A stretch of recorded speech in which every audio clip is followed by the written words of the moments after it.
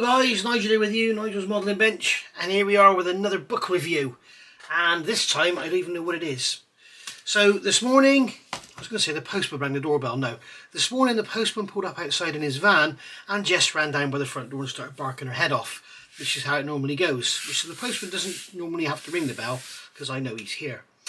And this morning this came, and this has come from dispatched by Book World Wholesale Limited, and I know that this is going to be a new book from Wingleader Productions.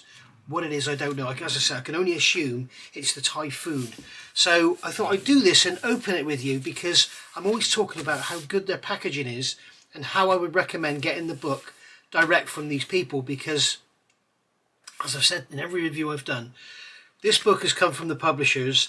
It's been put into a cardboard envelope, it's been put into a plastic bag, it's been sealed up. It hasn't gone from van to van to van and through distributors and stuff. So I would recommend always getting your books from these guys. So just to show you how well these things are packaged. So if we get torrential rain and it's in the postman's bag and it gets wet, it doesn't matter because it's sealed in a waterproof bag. So that's good. As you can see, it's quite a tight fitting waterproof bag. Just get it off like that. Okay. Then we have a cardboard envelope, and as you can see, we've got a ding in it there where it's been damaged in the van. So we can rip open the cardboard envelope, and as you can see, it's a really thick cardboard envelope. And then inside here, inside the cardboard envelope, yes, it is a Typhoon. We have the book beautifully wrapped up in a bubble wrap bag. Now, if that ain't the best book packaging you've ever seen, I don't know what is. So this is why I say get your books direct from them, and they are, as I said earlier, Book World Wholesale Limited. And I think you'll find, I mean that's their address there. You can freeze frame and probably read that on the top of there. Okay, but these come direct from Wingleader Productions, so I'm guessing if you order direct from Wingleader Productions, that's what you're going to get. So this one, we have Wingleader Photo Archive number 16, and I'm going to move some lights about because we've got some awful reflections going on. Okay, so here we are, Wingleader Photo Archive number 16, and this is by a gentleman called Chris Thomas, and it's all about the Hawker Typhoon, and we're looking at 1940 to spring 43, so I'm guessing these are the early years. If you want to get yourself this book, which I highly recommend you do, it is still only £20. So in a world where everything is doubling in price overnight, it seems, these books haven't changed at all. There's your ISBN there. Okay. So you can get your ISBN there. And as I say, you can go to this company here, wingleader.co.uk, and have a look at all their wonderful books. Not only the photo archives, but there's a whole other range of books there as well. And I don't know this for sure, but I think the company is basically run by Mark Postlethwaite, who is just a mine of information, a great artist, and an all-round lovely bloke. So here we are now. We've got this one here. This is the Typhoon, as you can see. This series of books, just to give you an overview, is a very, very, very good series of reference books for the modeller. They actually started doing these. If you go look at my Blenheim book review, which the lovely Wendy Hickson bought for me, if you look in there, you'll see it's the Modeller's Photo Archive they started. They only did two. I think they did the Blenheim and the BF 110. And then they changed to this Wingleader Photo Archive number, because I think what was happening was, you know, people who aren't into modelling are not going to buy Modeller's Archive photos, but they're the same book, you know, for all intents and purposes, they are the same. But they've obviously changed the titles to make the book more attractive to the non-modelers. And I'm there trying to make it more attractive to the modelers for them. Because, I mean, I believe their Lancaster books are just some of the best reference you're ever going to get. So here we have the Hawker Typhoon. What I'm going to be really interested to see in this book is all about the D-Day stripes. So many people say the D-Day stripes were put on with a mop and they were rough and ready and blah, blah, blah. But as we saw in the Blenheim book review I did, D-Day stripes, dead straight, really parallel lines. You know, even the whites were proper white and the blacks were proper blacks, and you couldn't see anything coming through them. And, you know, the other thing I'd like to see on here is the undercarriage doors, because a lot of people paint their Typhoon with the diagonal line on the undercarriage doors, because as, of course, they fold up, they would have that line. But then did they put the lines on with the undercarriage up, or did they just put horizontal lines on the doors? Who knows? We shall see in here.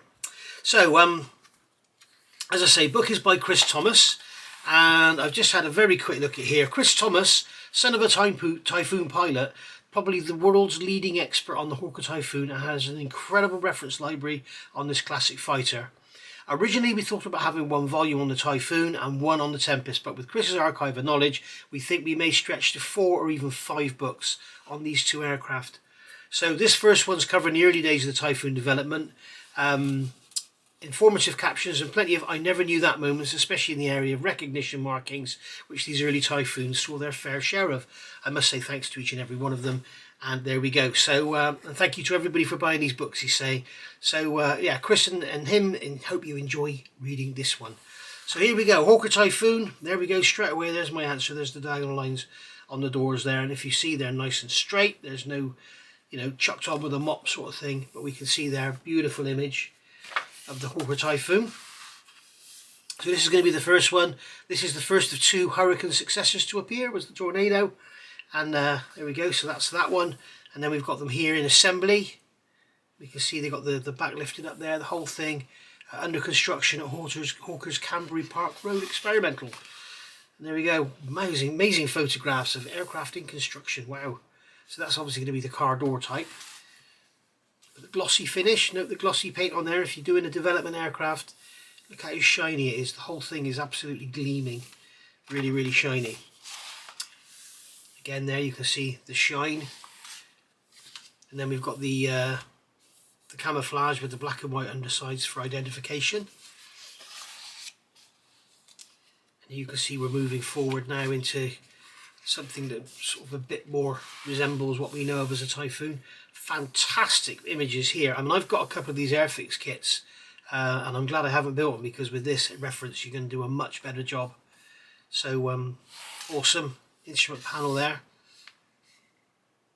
Wonder what colour that is in there. It probably says in the descriptions, but we've got wing guns there. More photos. More photos of development. This is very early aircraft. What's that? There's a third Tornado prototype. HG6 was fitted with a Bristol Centaurus engine. Wow, it's an interesting looking plane, isn't it? Here we've got some weathering going on and some exhaust damage and oil streaking and stuff. Again, it's really shiny, that one there.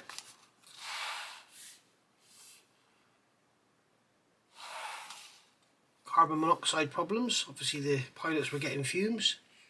It'll tell us all about it in there. The exhaust modification consisted of 4-inch extensions on the stubs, not too obvious, but also see pages 45 and 51. So they've extended the stubs to stop the smoke coming in, being held within the aircraft's frame. Here with a canvas cover over the engine. Here we can see what we're pointing out here. We've got K. Mirror blister, the mirror removed. J is the flat windscreen side panel.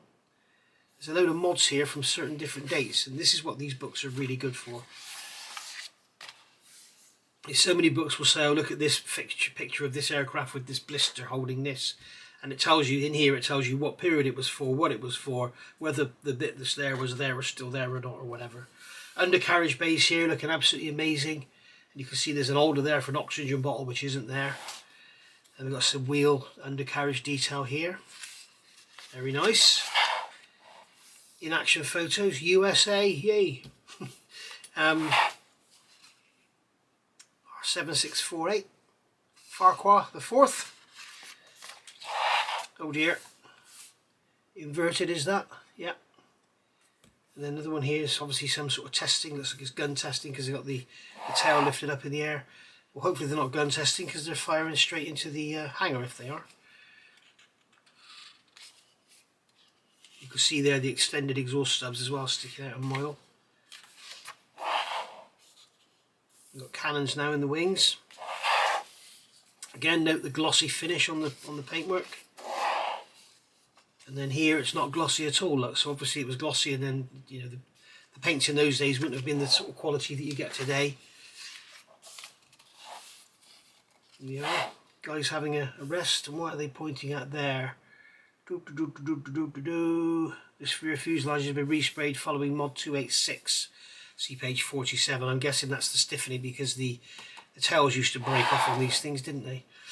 And here we can see, is this a genuine, I'm guessing this is a genuine colour photo because it doesn't say it's colourised, but gives you some good images there of what colours the ammunition was and everything.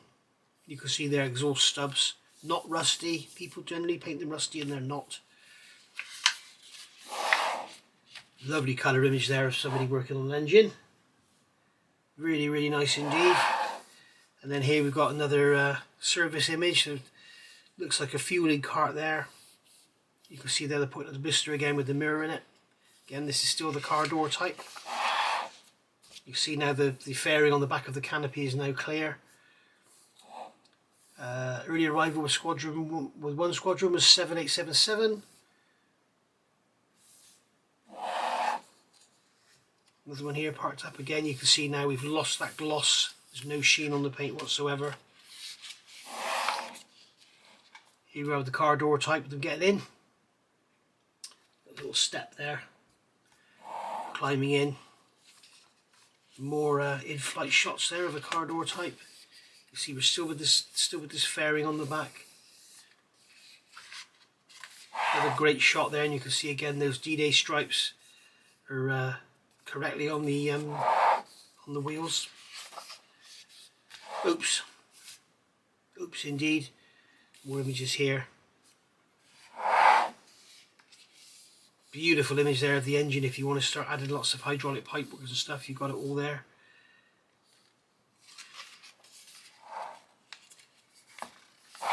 Some shot up damage there. So here we go. This is going to be adding strength. And here we've gone to the bubble canopy now. So see we're moving forward in time. Back to the car door type there. Obviously without reading all this we don't know what's going on. And then this is the great bit for the modelers. We're talking fine details now. And this is going to be talking about, you know, little bits of fairing there. You know, although this is a photograph of a shot up tail, it really helps. I mean, it's stuff like you can see there, the tail wheel is actually silver. You can see that the bulbous tyre is quite flattened on the bottom. You can see that the undercarriage for the tail wheel looks like it's black on the front and silver at the back. You can see the taping there on the, you know, these photographs, never just look at them for what they are. There's so much more you can see. Like interesting here to see the camouflage split down the middle. So yeah, very interesting. And here we can see a beautiful side-on shot of a car door type carrying a bomb there. Very nice. And here's a lovely belly shot, and you can see here how the paint all lines up on the undercarriage doors and everything. So it's amazing they did that. I could only assume they must have measured it and then drawn a line, because you can see that it wasn't painted together because they got some staggering line there. And there's a panel there been replaced after it's been painted by the look of it. And the same there. So that's interesting. So yeah, if you're doing your model wheels up, there you go, there's a nice little picture there. And here you can see again, if you remember I did my Vulcan and I weathered the bombs, and everybody, well, some people said the bombs wouldn't be because they're brand new. But then Andrew, who's actually an ex-bomb loader on the Vulcan, said, yeah, some of the bombs, the actual dumb bombs, could be sat around for years, the actual casing, and they would go dull and they would get chipped and they would rust and everything. And you can see there, those bombs are really badly weathered. So great to see a picture like that. That's awesome. Showing us our invasion stripes. Oh, puppies. I do believe that's Jess. There's Jess on that Typhoon. Bloody hell. There's another puppy there dancing up on the top. Surely he must have slid off of there. So there we go, there's another car door type there. Beautiful picture again, showing those invasion stripes. So the diagonal lines are correct. And we can see here, as I was saying earlier, we have nice, sharply painted lines. They're not just chucked on with a mop, with rough edges and everything. And you can see how crisp and clean. Look how crisp they are, those lines there. Absolutely beautiful. So very, very nice indeed. There's a panel there from Tally Ho. Looks like that panel there. So that panel there is that panel there.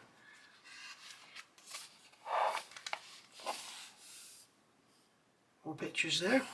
Very nice indeed. Again, we can see the invasion stripes. Rather than having the sort of 4 thick ones, it looks like they're thinner. So obviously they changed at some point. The weathering on that wing there, look at that. All the paint's all missing. It's great. There's some more. But you can see there they've completely missed there with the black and white lines. But they got that side perfect. Isn't that incredible? Either that or that door's been changed for another one off another aircraft. But I love to go through these books page by page, guys, so then you can see what they're all about. I think if it was a £50–60 book I wouldn't do it, but if it's a £20 book, you know, you're going to buy it anyway. But very nice indeed. Very, very nice indeed. Oops, ouch. Ooh. Hit by pieces from DN's mid-air disintegration. Bloody hell. US-wise pilot was obliged to make a forced landing some 5 miles from Cottesol.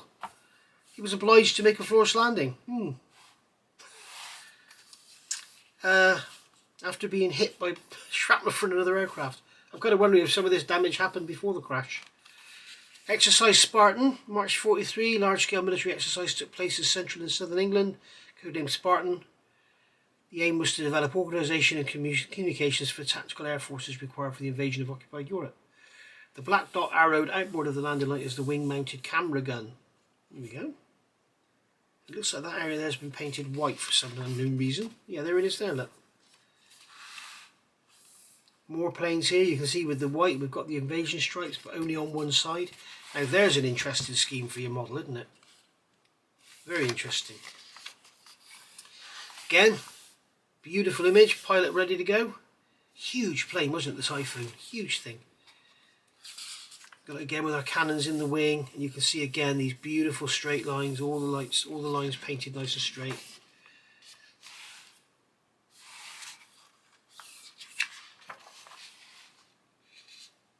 Again here showing the size of the thing, absolutely massive. Getting near the end of the book now, guys. More beautiful images. I'm not sure what that is. Is that Hudson?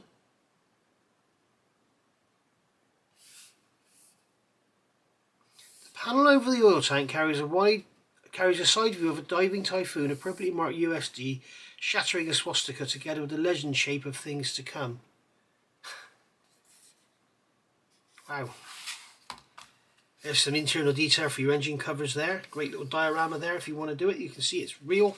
That's how they did it.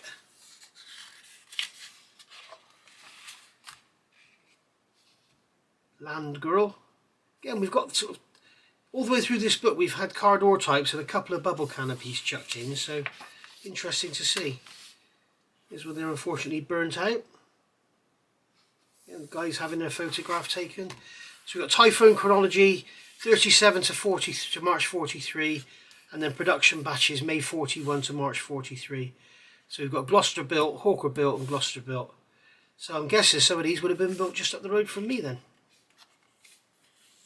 And there we are. There's the back cover there. So what a lovely, lovely book for 20 quid. I mean, it's just an absolute bargain, isn't it? I mean, to say, magazines are a fiver these days. I should imagine a packet of fags is soon going to be approaching 20 quid. And as is a gallon of petrol, isn't it, guys? So anyway, that's it. Wingleader Photo Archive number 16. First of 4 or 5 on the Typhoon and the Tempest. So go get yourself one. Well worth having. Thanks for watching. Don't forget to hit that subscribe, hit the like, and I'll see you all soon with another book review. Bye for now.